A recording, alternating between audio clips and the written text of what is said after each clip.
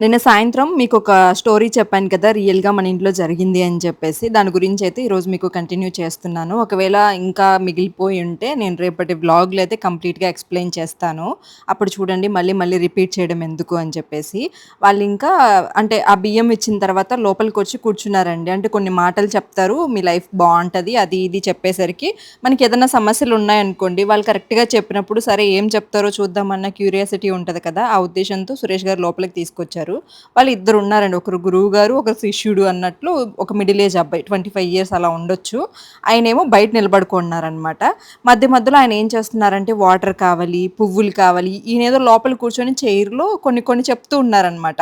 ఆయన మధ్య మధ్యలో నన్ను పిలిచేవాళ్ళు. పిలిచి పువ్వులివ్వండి అది ఇది చెప్పి గురువుగారు కొన్ని మంత్రాలు చేస్తారు. అలాగా ఒక డబుల్ గేమ్ లోపల ఈయనకి, ఆయనకి నాకు తెలిసి ఏదో కనెక్షన్ ఉంది.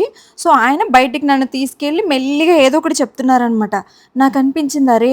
కనీసం మొహం చూసైనా కానీ సిటీలో ఉన్నాము, కొంచెమన్నా చదువుకొని ఉంటాం కదా! వీళ్ళు ఇలాగ డబుల్ గేమ్ ఆడుతూ ఉంటే మాకు అర్థం అవ్వదా?